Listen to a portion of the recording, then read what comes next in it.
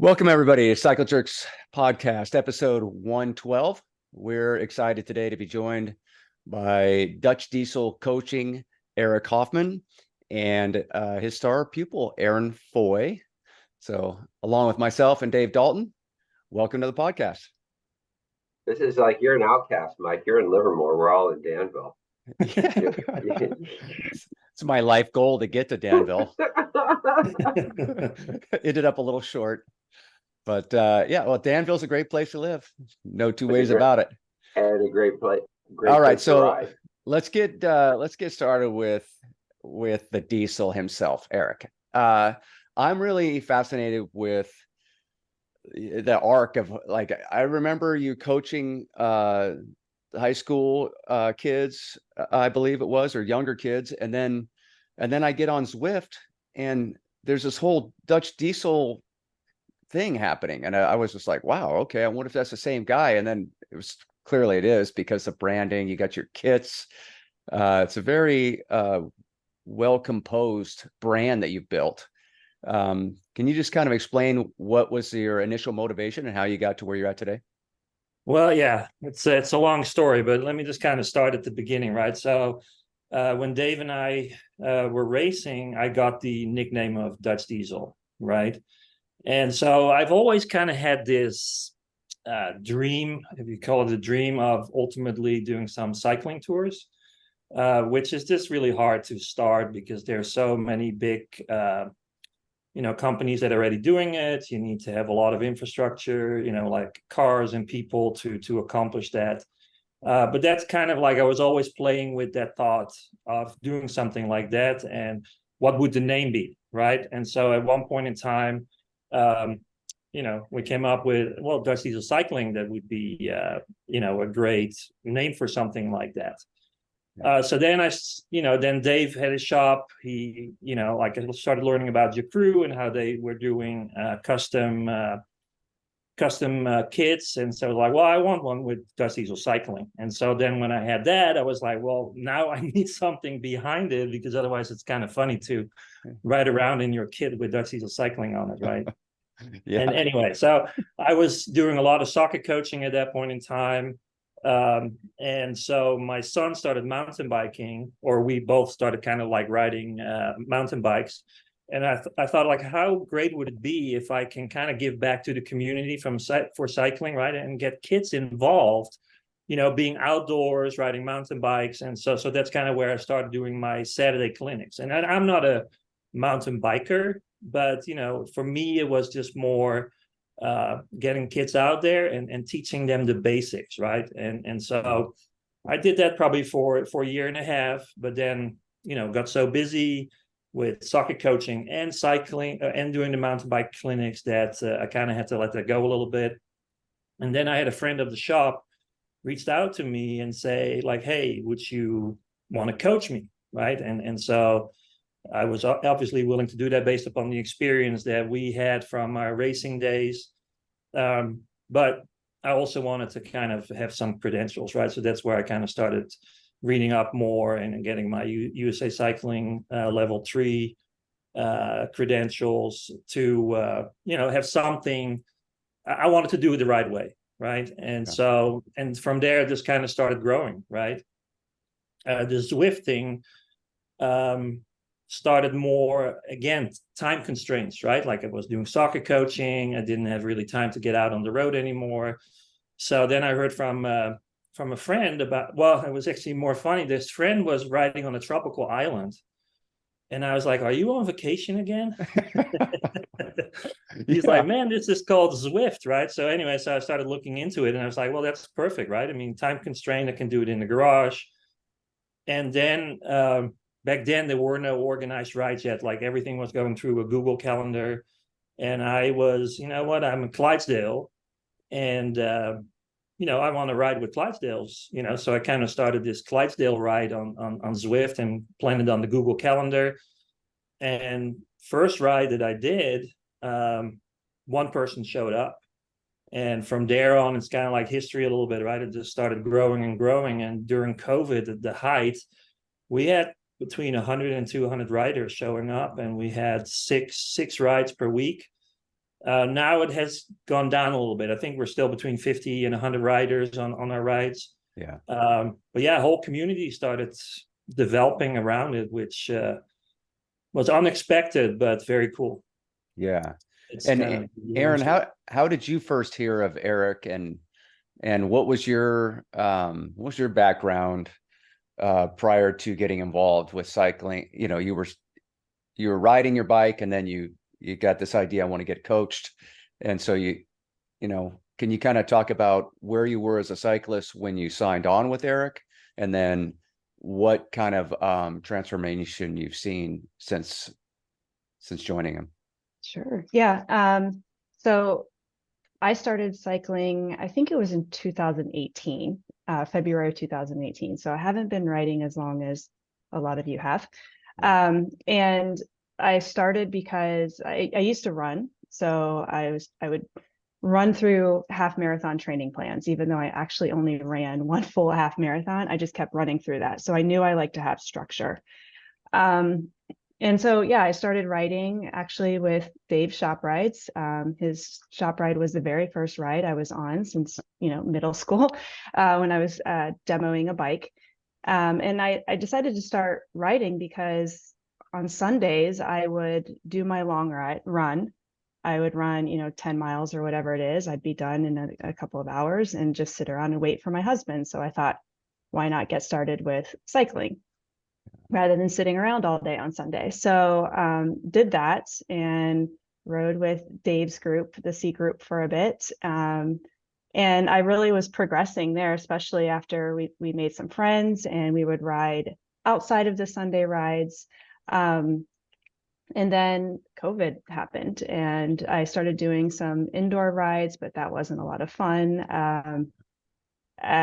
We rode maybe once or twice a week and things just kind of fell off for a bit. So my husband told me I should try out Eric's Dames ride on Mondays. So I started doing that. And not long after I rode a few of those, Eric joined us on one of our Thursday night Diablo Junction rides. So that was the first time I met Eric. I'd heard about him, obviously, because, lives a couple of miles away from me, but hadn't officially met him. And, he talked to me a little bit about it while we were standing up at the ranger station taking a break. And I think it was within a day or so I signed up. And that was, I guess, a year and a half ago. Is that right? I think about a year and a half ago, 2.5 years ago. It's 2001. I'm sorry, it's 2021. So, yeah, since then, I think the consistency has helped me. I can see that I'm stronger. I can go farther. My goal when I signed up was really just to keep up with my husband and I wanted to ride with the A2 group that Dave had with his shop. That was my ultimate goal. And yeah, I feel like I've definitely made some progress there. Yeah. Yeah. Great. I can tell you, she went from C to A2. She blew right through it. It's amazing progress. So Okay, so you said something though when you first started. You were waiting for your husband on Sundays. What was he doing? He was riding with the shop. Oh, so okay. He had taken up cycling about 2 years before, maybe. Yeah, Okay. so yeah, sorry I missed that detail. But yeah, he would go out on long Sunday rides and then I'd sit around after my run. And yeah, I decided might as well join him. Got it. Now, Eric, I noticed, like, looking on the site, do you have right now there's 5 diesel rides a week, it looks like, or maybe it's 4 a week and then one every other week. Are you leading all those rides, or do you have other folks that are working those events for you? Yeah. No, I have different people. So in the summer, because some of the people, have kind of moved on from Zwift. So the summer schedule we do every other week. We do the Saturday ride, right? So Saturday is kind of our big group ride. Yeah. Then we have the Dames ride on Monday, right, which is led by Sam. She's from Australia. Then Tuesday I'm leading. Wednesday is Mike Weplow. He lives in Southern California. And then Saturday we kind of rotate. And so myself, I've been more got a little burned out a little bit on Zwift. I was doing it a lot. I'm enjoying the outside riding. So, I haven't been leading any Saturday rides as of lately. So Mike has been carrying that burden. So there's some people that help me from Oregon, but they're more winter time, right? In the summer, they're out on the road. Right. So I have multiple people from over the United States and Australia that are helping me out leading these rides, because otherwise it would be impossible to. Right. I was thinking, how are you doing all these rides and then also leading, Zwift rides and doing outside rides? If you just want to look at the impact of Eric on Zwift, because it is incredible. Yeah. I mean, just look behind him. Yeah. Pick up the phone, Mike, and call Zwift and see if you can get a climber jersey like on Zwift. You're not going to get it, right? Yeah. Eric's got his own kit on there, right? I mean, that's incredible, and that's just an indication of the impact.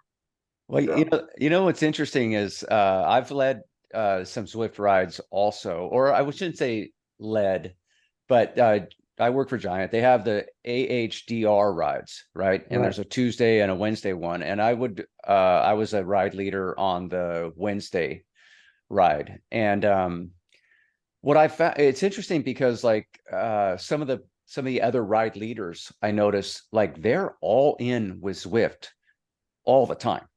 Whereas like for me, it's like in the winter, sure, but man, when the sun's out, are you kidding me? I'm gonna sit on that trainer? No way.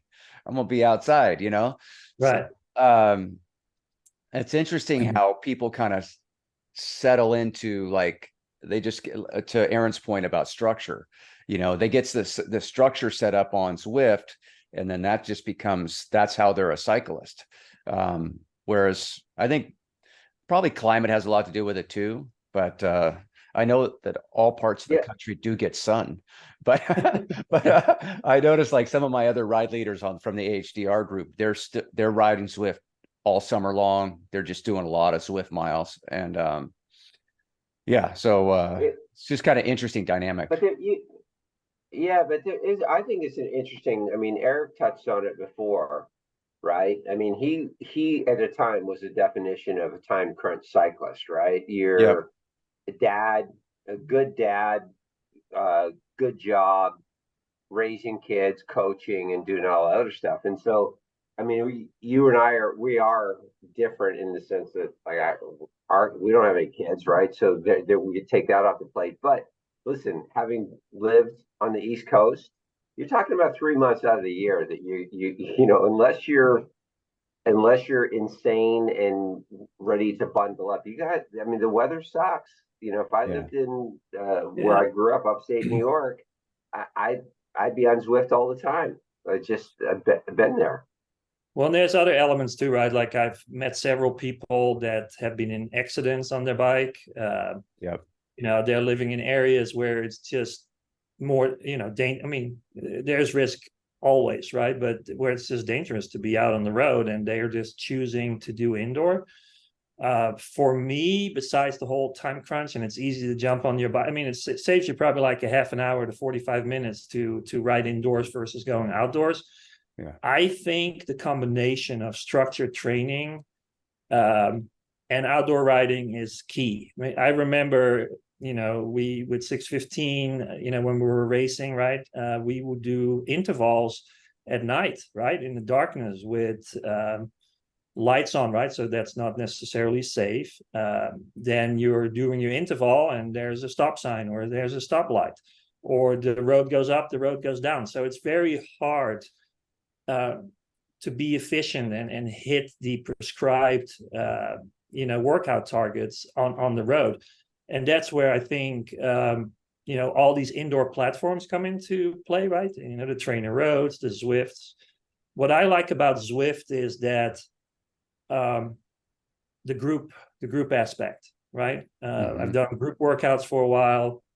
They just have certain capabilities and features which really accommodate for what I call entertainment, right? I mean, I've done before Zwifts and all these things, the rollers in the garage, try to look at a movie, on an iPad. It's just mind numbing. 15 minutes would be horrible. And now with Zwift, we have done a couple of years where we did the 100-miler, right? So you're sitting on a bike in the garage for like 5+ hours. And so that to me is the power of Zwift, the entertainment factor of it. Yeah, it's a huge component. Erin, let me ask you, so in the summer, are you finding yourself on Zwift? Or are you like the rest of us where it's like, boy, sun's out, we're going outside?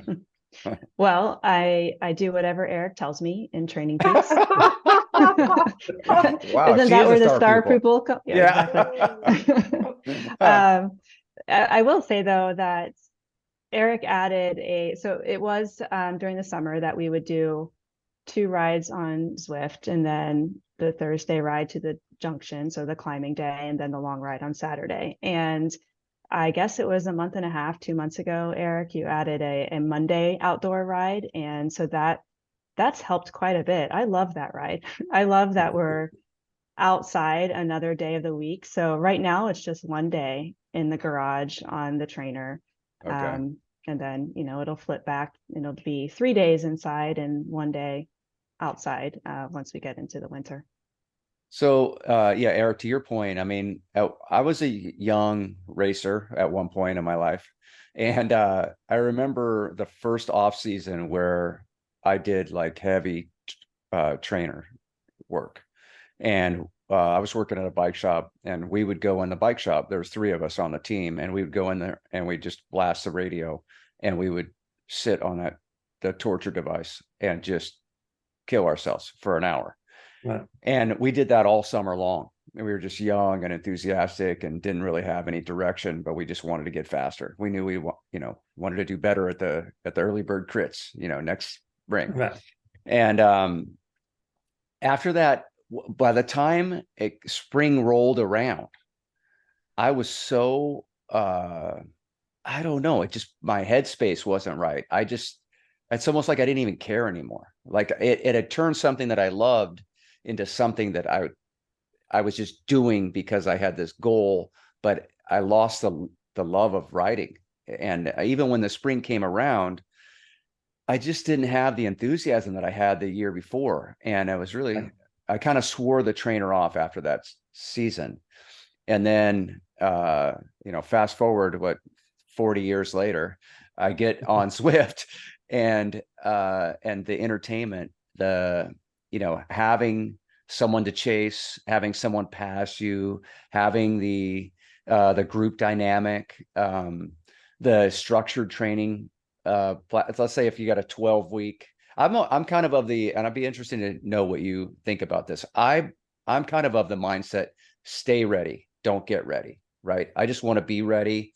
So if I decide next week I'm going to go do the Tour de Kaiser or whatever, I want to be ready for that. I don't want to have to do an 8 to 12 week block to get ready for it. Right. But yeah. So and Zwift really helps you with that, because they do have those 6-week, the 8-week, the 12 weeks, whatever. If you're someone who kind of goes in and out of cycling or fitness, and you want to circle some of these events on your calendar, then it can really help you. And so there's so many layers to it. I think that if you're someone who enjoys cycling at all, you're going to be able to get on there, improve, and also be entertained. And the entertaining part is the one thing to me that's just really makes it far more enjoyable. And right. Well, and this is the risk, right? And so you mentioned it, and Erin kind of mentioned it. What I always try to look at is, we all want to train, we all want to become better, or to meet a goal that we are setting. The risk that's always lurking is that it becomes work, right? Especially when you're going to do serious training, right? And not just riding out there just to be out there. There's a risk that it becomes work, and that's what you need to balance, right? And hence me kind of introducing now like a Monday outdoor ride, because I know the winter is going to come and we're all going to be indoor. So I'm trying to keep everybody, fresh in their minds, right? And this is, to your point, like, stay ready, right? Like that's a good thing, right? If you can balance that. But sometimes it's also good to just say, like, you know what, I'm taking a month where I still ride my bike, but just for riding my bike, right? And no expectations, no nothing, or just take it all off, because you need that mental recovery too, right? Where you just take a break of all the structure, just kind of enjoy why you started cycling. So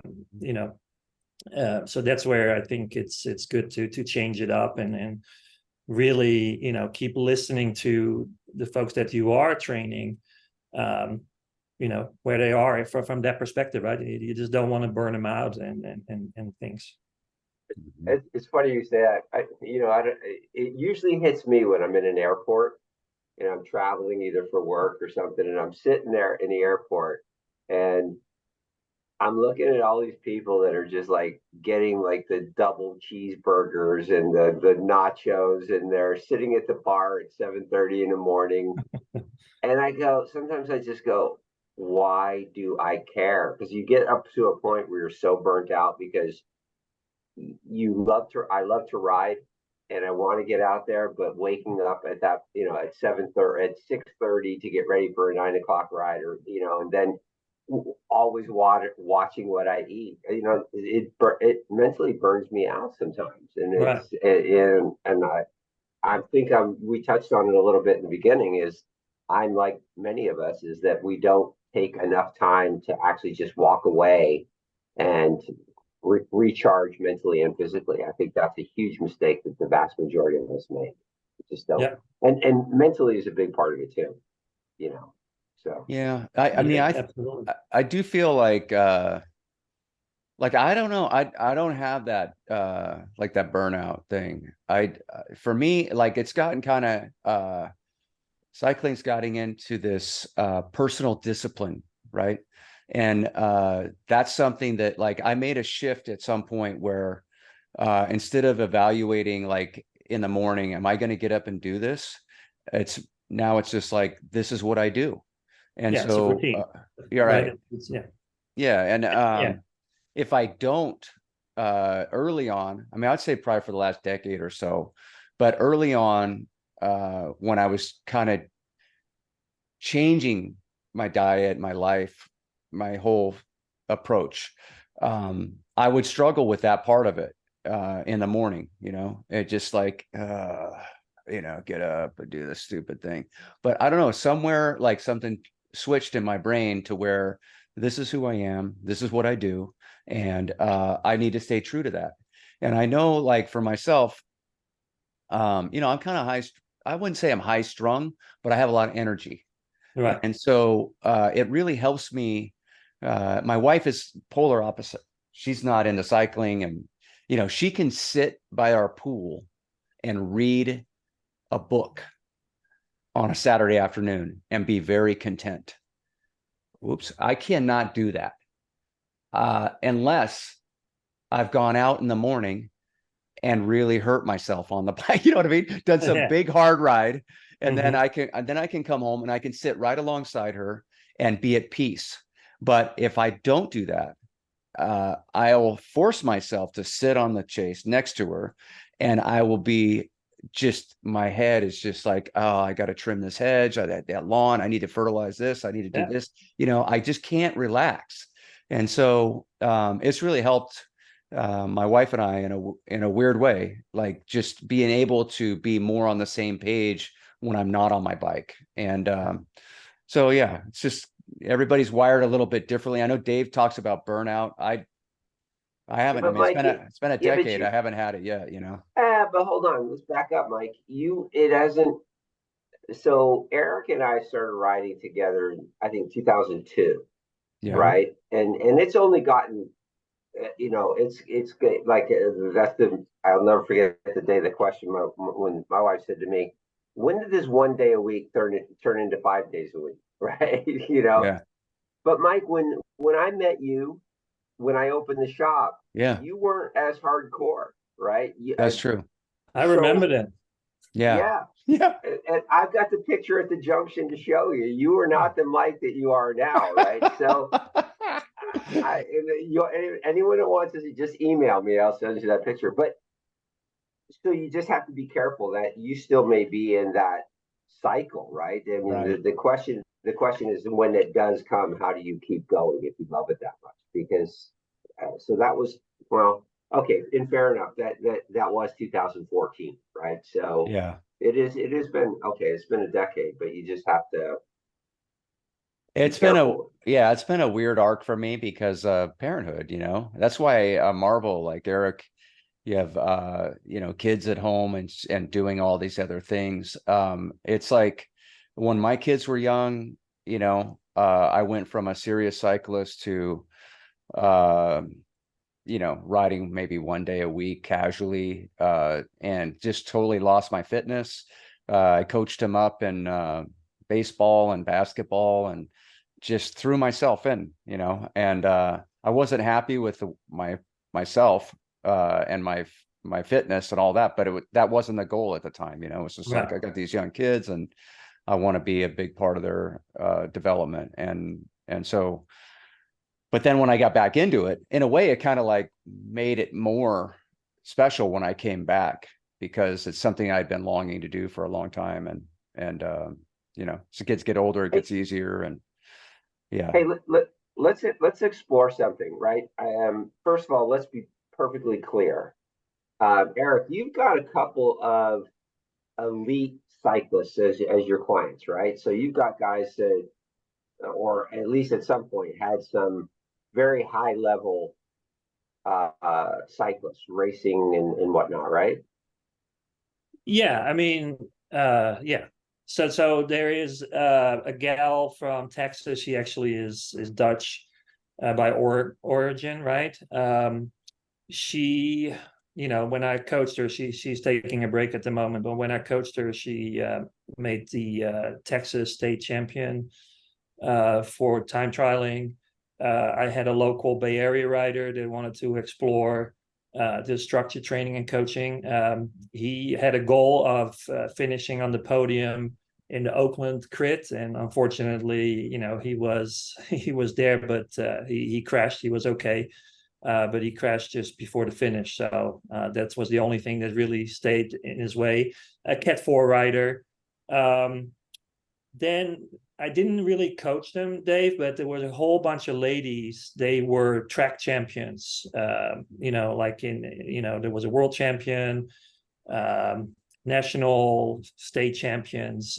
So one of them I coached for a while until they moved.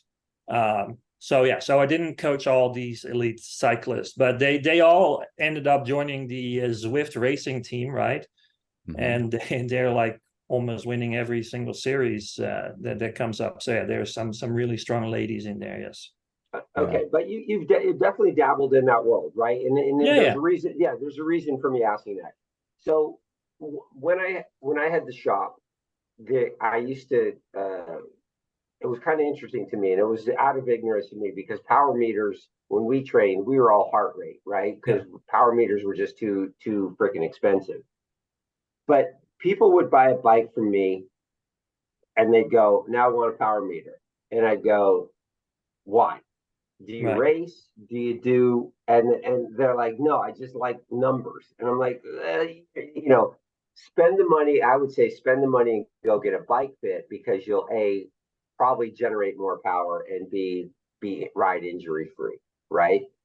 Um, but I love how now, Dave, hang on a second. I love how Dave is spending his clients' money in the way that he thinks is the right way. How about this, Dave? How about they get a power meter and they get a fit? yeah, It all doesn't have right. to be one or the other. I mean, what are you doing? You're It's talking just about a buying equipment. yeah. You're a retailer. Come on. Well, All right. now I don't have a bike shop All anymore, so right. there you go. I Yeah. just sucked at it. There you Because go. Danville But people really don't have any discretionary income, generally speaking. So yeah, it's really good that you're looking out for their best interests right, in that way. yeah, there we Yeah. go. Okay, now it explains a lot. Uh-huh. But um, but anyways, the point is, at the time, in my mind, I wouldn't have thought that you're not racing, so therefore you don't need a power meter. You're not.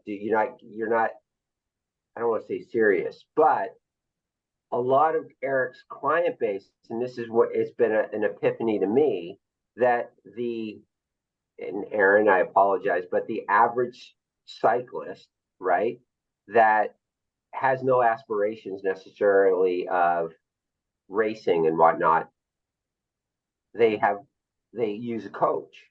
And, so my initial question is why, but now if you've seen this group of people that have progressed so much, some of the people that Eric coached, they've progressed so much that, I now, my perspective is different. Yeah, you better buy a power meter, dummy. If I only had the shop, I'd be selling power meters out the wazoo, right? And by the same token, I'd be looking at your average person and say, what are your goals? Is it to lose weight? Is it I have an event coming. The death ride was a big motivator, I think, for some of these guys. You should go, there are reasons why, the average cyclist should have a coach, right? And the benefits that can come out of that, whether it be keeping up with your husband, whether it be, finishing the death ride, doing your first century, losing weight, whatever the case may be. And Eric and Erin, feel free to comment on that. But it's been watching this group that Eric coaches progress has been a real epiphany for me, right? So. Yeah, I think we kind of went through the same thing, right, Dave? We were riding hard, every Saturday, but we didn't really understand what we were doing until Scott kind of took us under his wing and says, like, hey, I've been reading this book, and he kind of set up a training plan for us. I remember that year we all got together at his house and started talking about that. And I think that to me is key, right? So if you think about, so everybody wants to work out, exercise to stay healthy, right? And then you find something that you really like doing, and then you want to be better at it, right? But there's so much science behind all this stuff. I mean, I reread things because it just gets so complex. Yeah. And if you have to do it yourself, it just becomes a whole other job on the side to really understand it. And so you can now spend many, many hours on your bicycle and actually, get not getting better, but you get worse because you just don't know how to approach it, right? So I think that could be a reason for a coach, right? So you don't have to deal with it. You just do what the coach kind of prescribes, and so then you start seeing your progress, right? It could be just simple accountability, right? Like, I want to get better, but I need to have something that keeps me accountable, right? Like, I need to have somebody to create a calendar with the structure that I can follow. And then, of course, you have the goals there too, right? Like, I want to do this particular ride, and how do I get there, right? Like, how do I set up my training plan? I don't know how to do that. So those are all reasons for me where you can say, like, I'll get a coach. Right. Does the coaching involve nutrition? Yes, I do. I'm not a nutritionist, but I do read about it, and I do understand how critical it is. Erin can confirm, but I talk about it on our rides, right? Like, it's such a huge difference, and you need to train eating on the bike too, right? If you just say, like, I do whatever, and then the event comes and you're super focused on it, your body might object, right? Because your gut is just not used to processing all that food, and it's a major difference. So I have a kind of a rule of thumb, and then it gets more complex. I kind of got this from Lawrence Tandem, right? So if you go for a ride longer than 2 hours, you should be eating starting hour number 1, right? Yeah. Depending on the intensity, you should intake more carbs than you do when the intensity is lower. I have this rule of thumb. It's like 50 grams of carbs each hour. So you can put that in your bottle. The easiest thing for me, and this is what I got from Lawrence Tandem, the shot block.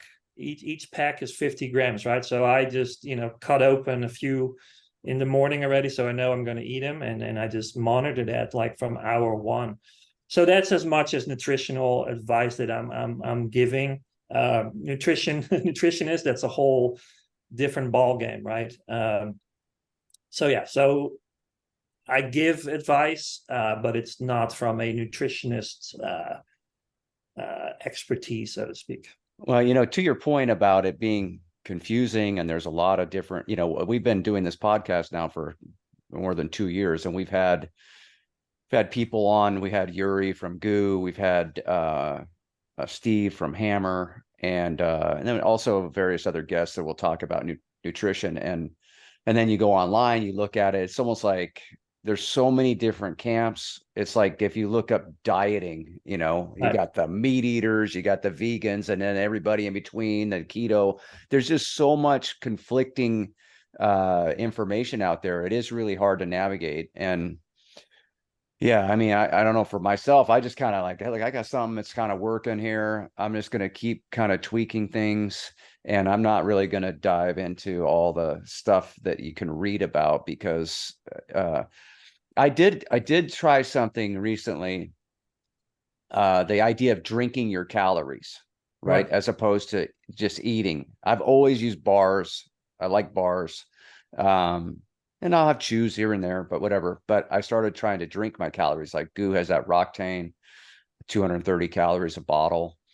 And so I tried that, and I did, I'm still working with that. But like my first go of it, I had a episode that I hadn't had in years, where I just kind of bonked out, and it was a hot day and a big ride, but I do that all the time, and I had a really adverse reaction to trying to do this other thing.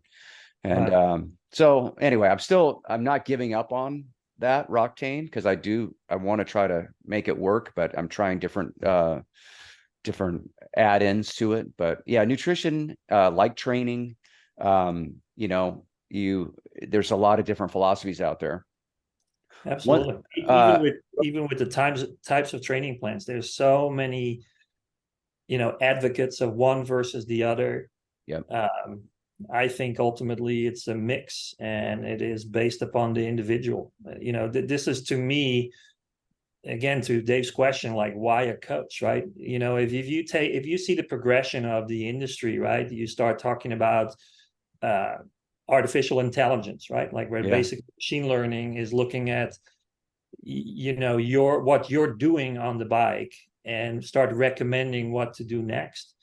All these things are great. I believe in data. Believe me, I'm like, love WKO. I take a lot of information out of the power data, heart rate data. But ultimately, you need to include the individual. And that's not just like the individual checking a box like, oh, this was a hard ride. There's more to it, right? Like we talked about, you need to try to understand what's in their head. Like, are they getting burned out? You're bringing up nutrition, all these type of things. That's just the nuanced difference to having still a human, prescribing your workouts versus just all machine. Mm-hmm. Hey, let's touch on that with Erin. I got two things, Erin. I want to go back to you using Eric, but while we're on nutrition, you're a vegetarian, right? That's right. Yes. Yeah, I ask like it's a question. I have to listen to Patrick bitch about it all the time, but that's fine. Of course. So I actually knew the answer to that. But when have you been vegetarian since I've known you, or did you make that switch? Oh no, yeah, I've been vegetarian for 14 years. Oh goodness. Okay. Mm-hmm. So we can't ask whether we've seen how it impacts the cycling at all, because it's just what you've done, right? It is what I've done, but I have had to adjust what I eat ahead of time. And I also learned, well, I've kind of gone back and forth. When I ran, my thing was a couple hours before I would go out on a run, I'd eat a bowl of oatmeal, because oatmeal kind of sticks with you and it's got the carbs. And so that just seemed to work well when I ran. When I first started cycling, that didn't seem to work as well for me. And somebody suggested, well, maybe you need more protein in the morning to just help you out on these longer rides. So I switched, and that person suggested I try a scrambled egg in the morning. So I tried that, and my thing for a long time was a scrambled egg and a piece of toast with peanut butter. Mm-hmm. But what I've done since then, and I think I switched probably about 10 months or so ago. I heard Eric actually talking about what he ate before riding. and he said he had basically a peanut butter sandwich before. I think what your words, Eric, where you slap some peanut butter on 2 slices of bread and then stick it together, and that's what you eat before a ride. And it got me thinking, like, Eric's a lot bigger than I am. I'm not a very big person, and if that's all he eats before riding, why am I eating so much? Because at that point I'd progressed to 2 scrambled eggs and a piece of toast with a peanut butter. So I actually started experimenting, to your point, and I started eating an English muffin with peanut butter. That wasn't quite enough because, and Dave, we were on a ride one time when you were talking about the liquid calories that you were just talking about, and also not eating as much before. But that doesn't seem to work for me. I need to eat a little bit more. So I actually, at this point, I played around with it. Like, I would eat some oatmeal, and like healthier type of oatmeal, and then an English muffin with peanut butter. Now I'm at the point, because I read that, the instant oatmeal, the Quaker instant oatmeal, is terrible for you on a regular basis because it's got so much sugar, right? But I specifically read that's good before a ride because it's easier to digest and get that energy. So I'm at the point now where I eat that, and then I went back and forth between a half of the English muffin with peanut butter or a full, and I space it out. So for me, it's just been experimenting. So it's kind of been back and forth, what I do and don't eat. But I've learned that the carbs ahead of time instead of the eggs definitely works better for me. So I'm not the nutritionist, but there's something with fats. So it's all about your glycogen storages, right, in your muscles and your mitochondria, and that you need to keep those topped off, and that's why you eat consistently when you're on the bike, right? You need to replenish that with the carbs. I think, and this is where we're going to the nutritionist piece, I think the way the liver does all this stuff, fats actually are not helping with that processing. So don't quote me on this. I think that's what I read. So that could be why you experienced that, Well, we had Steve from Hammer on, and he is an absolute clinic on nutrition. He lives it. It's his world.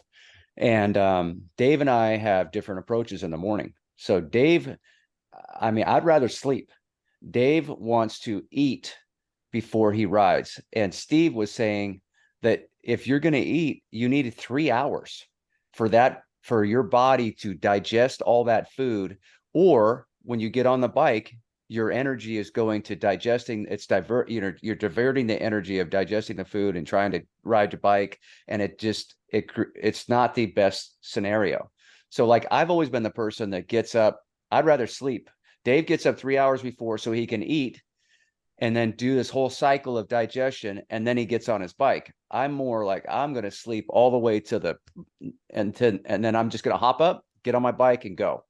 And then Steve was saying about 40, instead of waiting an hour, maybe 45 minutes into the ride, start fueling up. Right.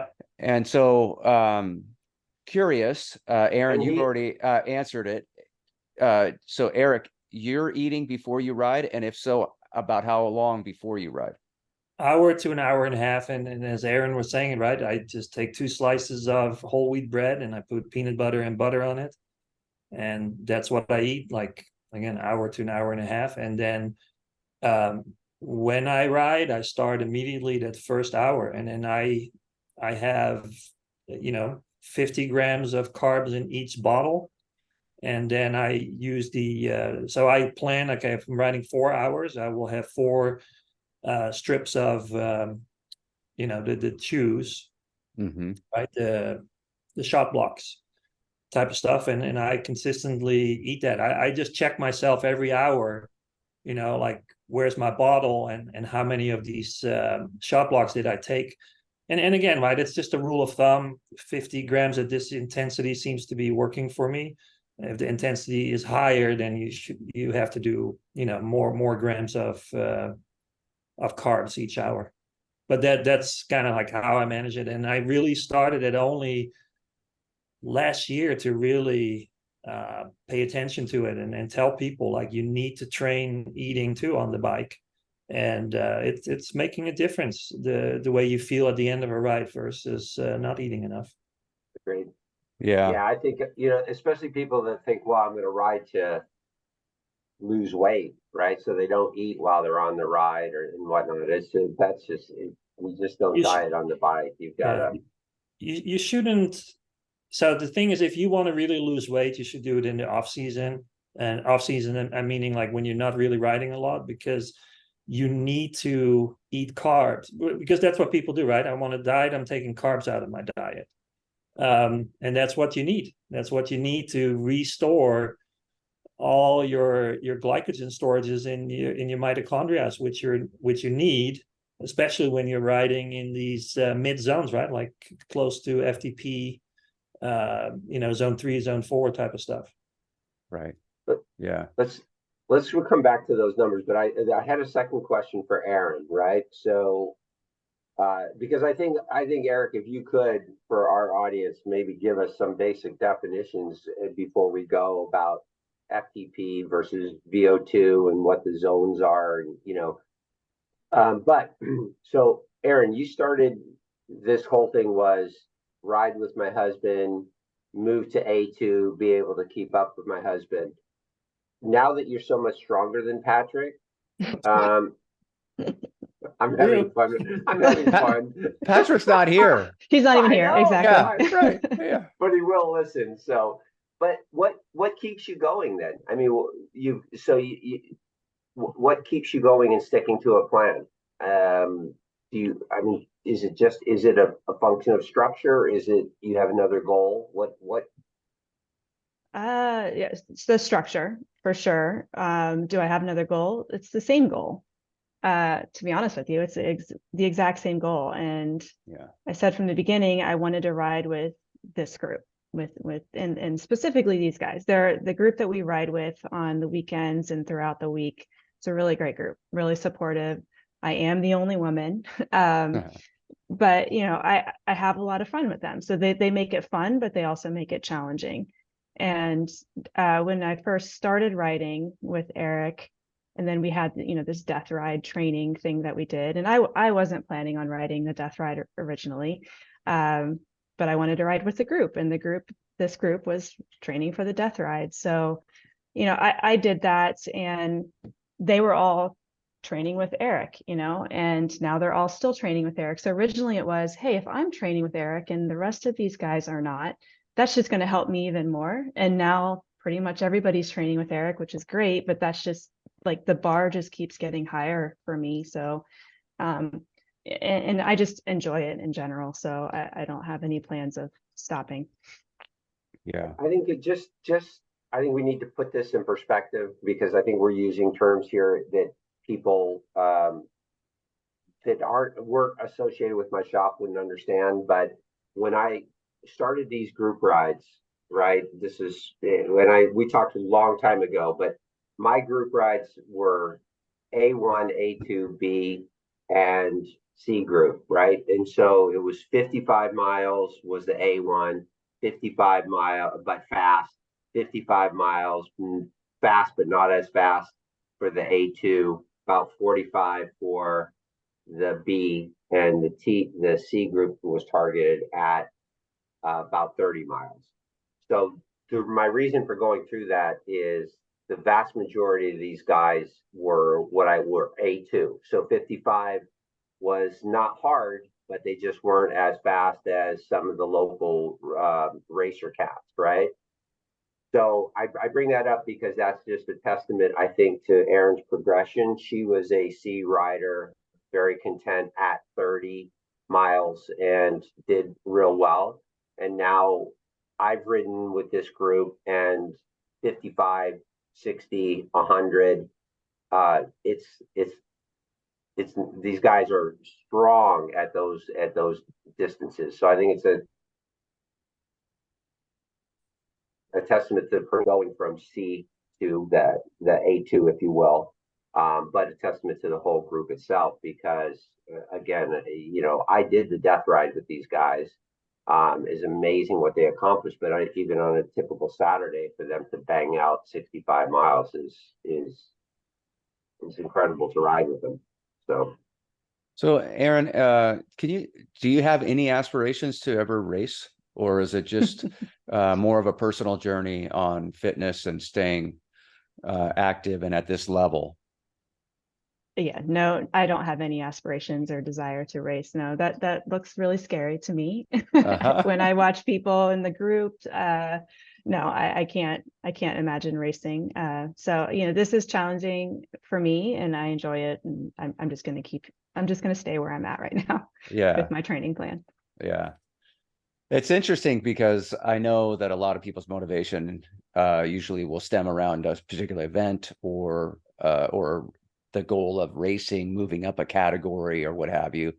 I'm kind of in a similar lane. Like I don't necessarily, I don't circle any races on the calendar. I'm not someone who wants to necessarily, I did a ton of racing, but at this stage of the game, I don't know. I'll race occasionally, maybe a couple times a year, but it's not my motivation at all. So it's nice to meet somebody that's similar in that. Yeah, exactly.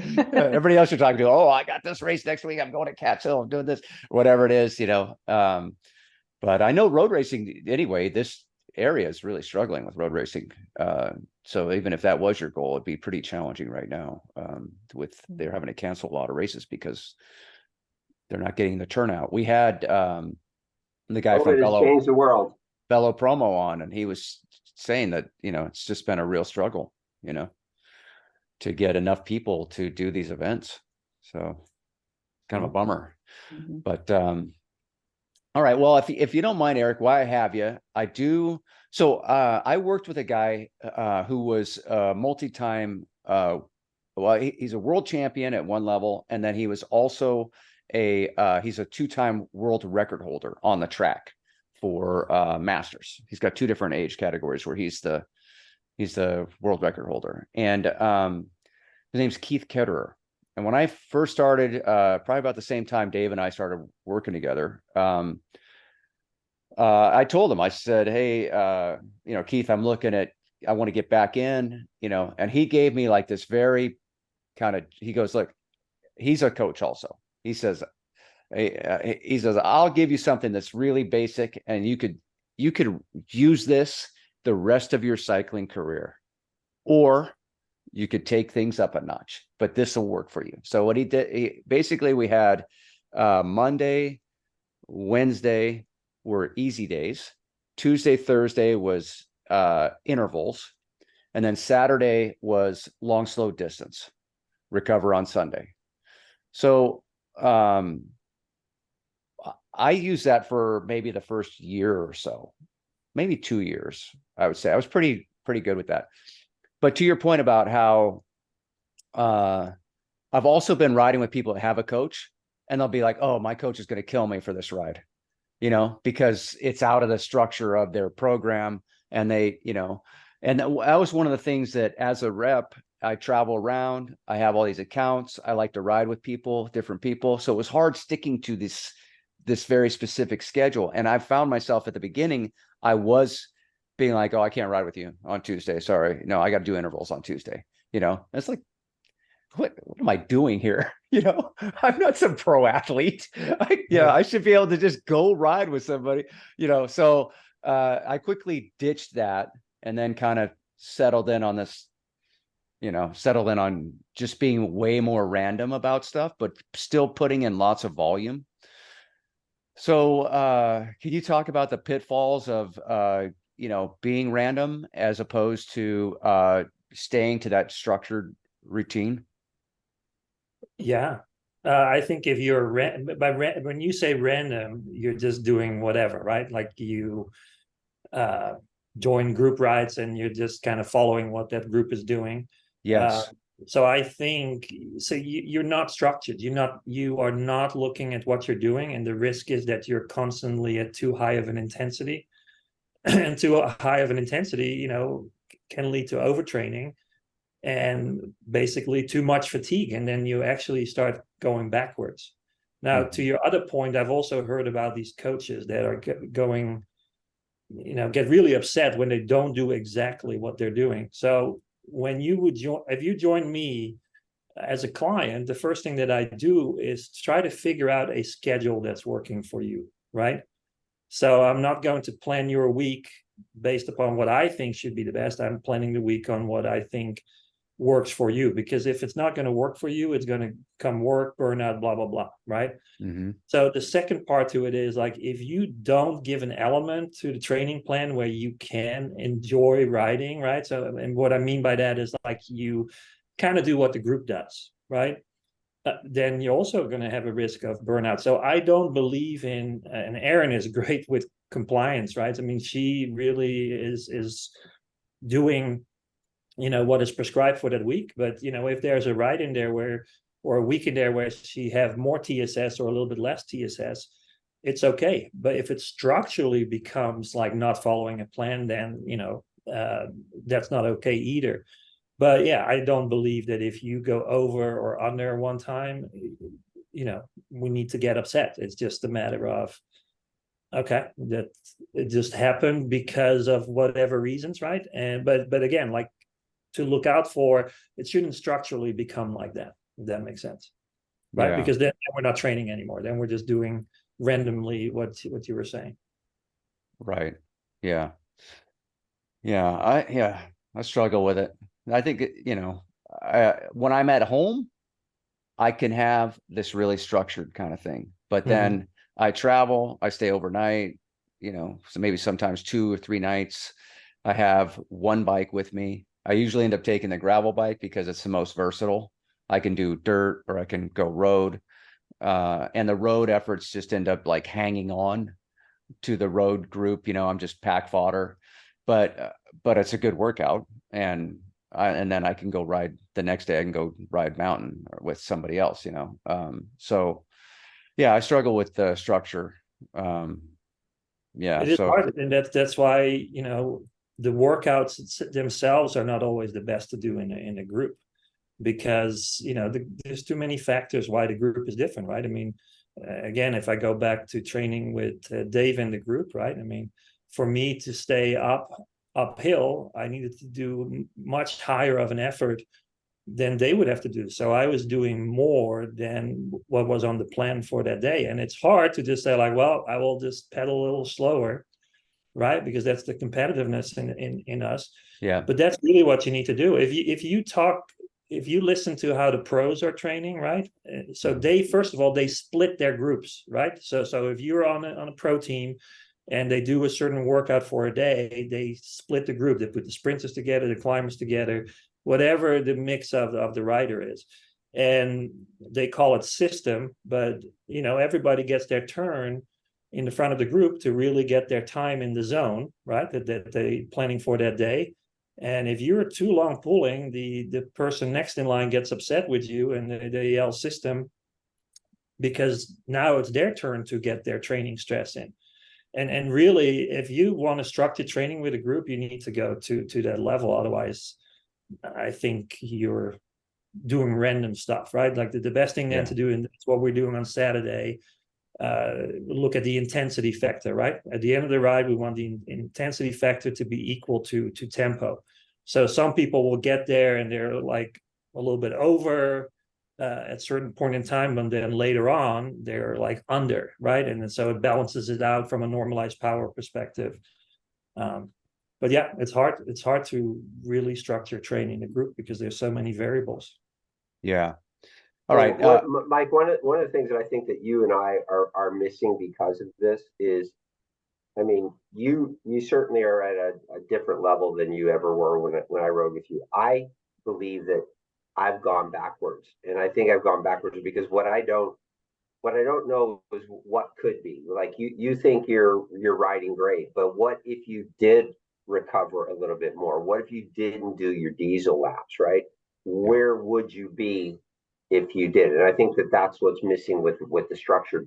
Without structure, is we ride given the situation. I'm out today, I'm doing this particular ride, is really fast, I'm just going, right? And the next day I'm on with a slower group, I'm just going. But there's really no method to our madness. And what I think we're missing there is what ultimately is the potential, right? Because there isn't a structure. So we think we're riding great, and you are riding great, but I think it gets into, and I really struggle with this because I like to climb hills. That's an understatement. That's my jam. And So there was a period where I knew that like all the climbing was not benefiting my intensity. And I was showing up to races having already done 25,000 feet that week. And then I'd show up on that Saturday and try to do a 125 mile, 10,000 foot race or whatever. And I was okay. I did fine. I did fine. In some cases, sometimes I did great. Other times it was like, I'll take it. I'm happy with my effort. But I think what it gets back to, and I struggled with that for a long time. I was just like, what am I doing? I should be tapering before a big event, and I should be doing all this other stuff. And I just like, but that's not my goal. My goal isn't to go, win races. My goal is to have fun on my bike and to challenge myself and to have that discipline. I think what Erin talks about, structure, discipline, whatever you want to call it. I set these goals for elevation gain for the year, and then I just work towards those goals every week, and that keeps me motivated. And I'm not like Dave's really I know Dave really beats himself up because he's like, oh, I just don't have it, I'm not going faster and this and that. And whereas like, I don't know, I don't think, I'm not worried about racing. Dave's a little bit more into racing than I am. I think he puts more stock into racing than I do. But I think it's okay if you find your lane like Erin has. She doesn't want to race. She just wants to be a accomplished, competent cyclist that can ride with her group at a high level. And so I think the goals for everybody are different when it comes to cycling, right? There's weight loss, there's fitness, there's I want to be a Cat 2 or a Cat 1. I want to dominate masters, or I want to fit in with my group ride and be competent. And or you want to hit some crazy elevation goal or some crazy mileage goal that you set for yourself. With that in mind, what's the optimal rest days for somebody that's a psychopath that wants to ride 7 days a week? They probably shouldn't. But Erin, let me ask you, how many rest days do you take a week? 3. 3 rest days. Wow. Yes. Okay. Fantastic. How about you, Eric? Define a rest day. Are you literally all off the bike, or are you completely off the bike, or is it a recovery in that you're just riding slow? Completely off the bike for 3 days. Last year, I mean, Eric can talk about this. Last year, the last 2 years with him, it was 5 days on and 2 days off. And this year, he switched it to 4 days with higher intensity and 3 days off, which I really appreciate because I work and have life outside of it. But yeah, I'm totally off. I'm supposed to stretch. I know Eric always has stretch, but I've never done that. Oh no. Nobody There we go. Okay, good. I There don't we feel as go. bad then. Oh, I'm a stretcher, Eric. So if I sign up for some coaching, you'll be happy with my stretching. Good. Yeah, I have to stretch. Oh my gosh. Yeah. All right. So compare and contrast, Mike. How often are you off the bike? Maybe one day a week, I would say. It's kind of gotten into Mondays and now become my rest day. But last week I didn't ride on Friday because of travel. I was on the car for 4.5 hours. But I think when I should have still rode that day is how my mind works, because the car is brutal. And I got out of that car when I finally pulled in the driveway, and my lower back and my, everything just felt terrible. Whereas I think if I would have stopped, spun the pedals for an hour and a half or something, and then, granted I'd be home that much later, which is not great for trying to stay married. But, I feel like I would have been in a better position physically when I got home. I don't know if I've just convinced myself of these things because I have a mental illness, or if in fact, getting that blood, I know like there's been times where I've been injured and I've been forced to sit around for a couple of days, and my back and I just don't feel good at all. I just feel really bad. And that's where the Zwift really helped. I had a rotator cuff thing the past winter, and I was able to ride the Zwift, and it just totally changed the whole dynamic for me in terms of being injured. I was still able to get that workout in and feel better. And And yeah, so I don't know, Eric, so how many days off do you take? I think I'm also at 3. Yeah, 3 days. To be honest, my structure has been not that great for the last 2 years. I've heard before, when you start coaching, like, it's kind of like you become, the last in line to pay attention to. So after the death ride, I'm sort of kind of taking a break. I'm still, maintaining, right? So I do my workouts and all these type of things. So I think I'm at 3 days, but really, again, it's based upon the individual, right? So there's your goal. So we know kind of what we need to train to make your goal, right? Then there is the training stress, or then it's the time available that you have. And then there's the training stress that you want to load every week, right? Until your recovery. My cycles are 3 weeks and then 1 week of recovery. And so each week you increase the training stress. And that's really what you need to meet at the end of the week, right? If you're doing that by riding every day, then you definitely don't want to ride hard every day, right? So that means you need to put in more time at a lower intensity to just make the the training stress score, right? That you need to meet every week. But like, again, if you want some more breaks in between, then that means that we plan those breaks, but that also means that we need to balance intensity and duration at different points in that week. And so, as you can hear, it's not a straight answer, right? Yeah. It is all based upon time availability, your goals, and how do you respond to training, right? Because we don't want to burn out, you don't want to do too much high intensity, day after day. So that's kind of how you plan the recovery days. But I think you probably should, at a minimum, have two days a week where you're off the bike, or just pedal really slow in zone 1 for a short duration, right? If you have to move your legs, then that's how I would plan it. All right. How about I you, know it's Dave? not a straight answer, Mike, but that's Yeah. the best I got there. Yeah. How about you, Dave? How many days off are you taking? I take Monday and Thursday. I'm off the bike, but probably not today. But generally on those 2 days, I'll lift weights.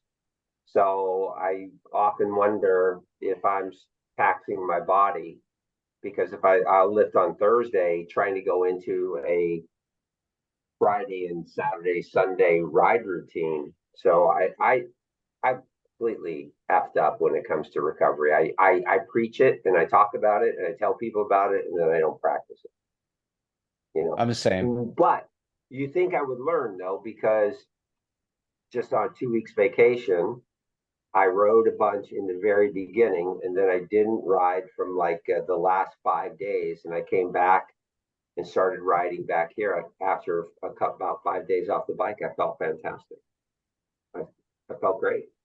The first day is always a little challenging, but after that, I just felt great because I was energized, I think, and recovered.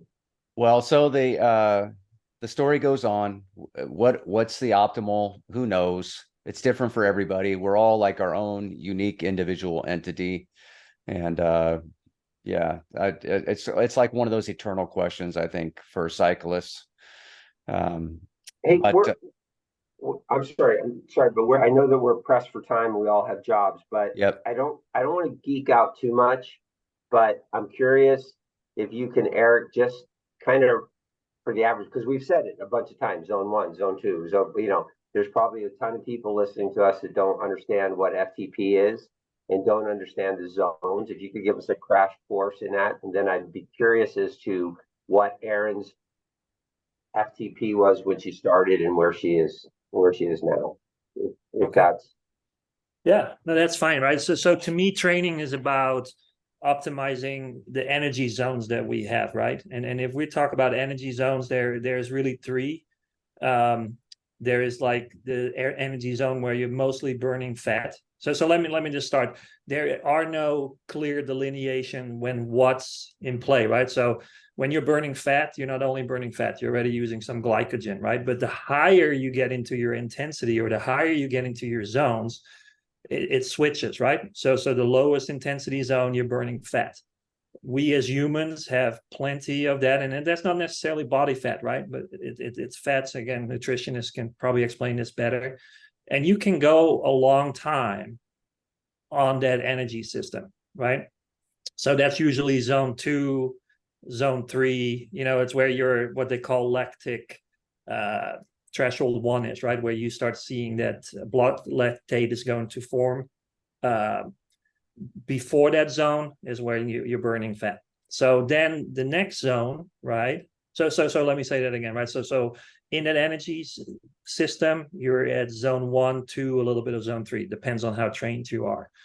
Then you're going into the energy system where you start using glycogen, right? And so glycogen, you only have 90 minutes to 2 hours stored in your your mitochondria and stuff in your muscles. So there's a less amount of that energy available. So the more time you spend there, the sooner you're going to burn out, right? And that's all using oxygen, right? So now we're going all the way to VO2 max, right? So that's part of zone 3, zone 4, zone 5. That's where you mostly are burning glycogen, right? Or using glycogen. And then above that, you're neuromuscular, and that's where you only have 15 to 30 seconds of energy available, right? So that's sprinting and stuff. So now this is where a lot of people are making mistakes. They're working too fast and too much in that, in those higher zones, and that's why they're running out of steam at the end of the ride. So that's just kind of from an energy perspective, the zones, right? And I think I might have said it right. So fat burning, zone 1, 2, a little bit of 3, glycogen, zone 3, 4, and 5, and then above is where you are neuromuscular. Did I cover all the questions? Yeah. No, I think, and I think you just touched on something huge there. So many people.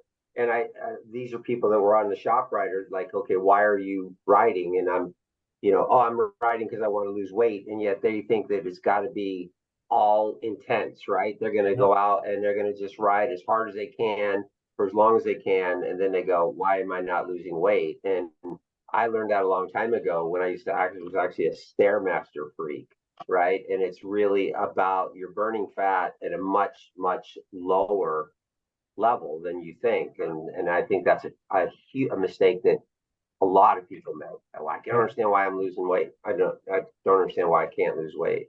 And then from a training perspective, right? Our goal is to move all these transition points, right? And we want to move them to the right. So that basically means you want to move that LT1, or where you burn mostly fat. You want to move that to a higher percentage, right? Like we're higher power. Same thing with your FTP. FTP is that point where your lactate that you're using for energy now goes into your blood. And, that's a metabolic byproduct that's ultimately going to affect how your muscles are firing, right? So because there's not enough oxygen, etc. And VO2 max, the same thing, right? Like that's where you talk about like how much oxygen can you uptake, right? Like because you need oxygen to create that energy. And so training in these different zones all have the goal of moving those transition points more to the right?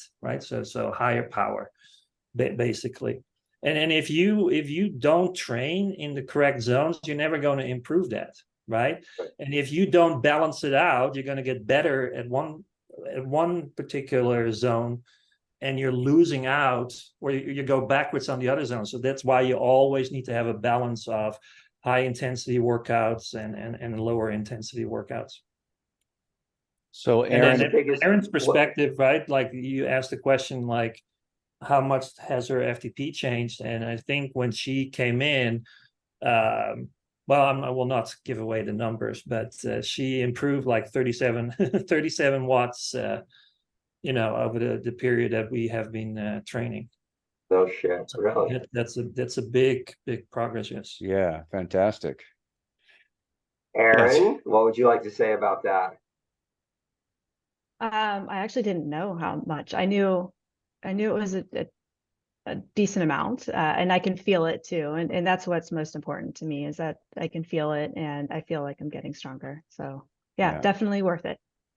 All right. Well, listen, I think we could go on and on here, because there's so much when we're talking about coaching and rider development and everything. One Yeah, thing Mike, that's I think clear. Oh, go ahead. I think it's interesting. I think we're at another point where we've done it again. We're going to go, oh shit, we need a part 2 of this. So we're Well, going to have to. Yeah. Eric's Go never ahead. I'm coming sorry. back. He's had enough of our act. Okay, so but let's wrap it up here. I want to thank both of you for joining us today. It's been super informative. Erin, do you have any social media that you care to put out there, or you fly under the radar? It's up to you. We always give our guests the opportunity to, like, hey, if you want to follow along, I actually don't have any social media except for LinkedIn. I'm okay, not on social media anymore.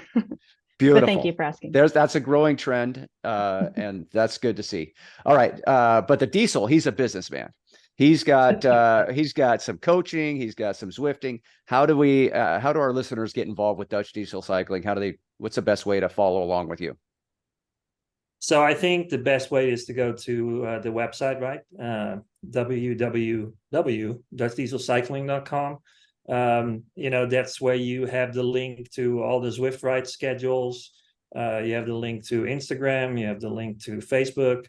I'm not very active, posting to Facebook and Instagram. I, like to share when I see good articles, so people can kind of read up from themselves, which I think, are relevant for training.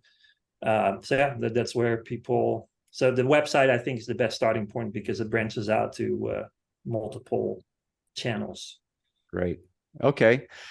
Thank you very much for joining us. Also, if you'd like to subscribe to Cycle Jerks Podcast, you can do so at cyclejerkspodcast.buzzsprout.com. And if you like what we're doing, please feel free to leave a nice review on Apple or any of the other streaming platforms.